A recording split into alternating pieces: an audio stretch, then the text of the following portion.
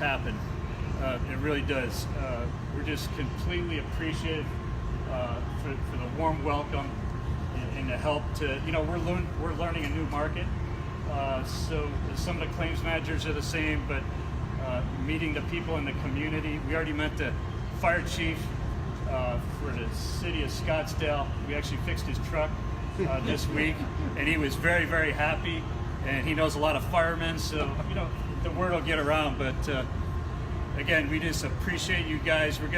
We'll break here and get some good food from Neater's Cafe. I don't know if you guys ever had Neater's. My buddy Bob introduced me to them, and their food's phenomenal. So we're gonna have some food, and then we're gonna go do our ribbon cutting, and then we're gonna do a raffle. We've had LKQ Keystone donate a nice 55-inch TV. We got what's one of those Echoes. We got an Echo to raffle off. We've got a whole bunch of stuff, gift cards to restaurants. So just to show the appreciation of all you guys showing up. So, you got anything to add, Russ? Just want to thank everybody for turning out today, and hope to grow a long-lasting relationship.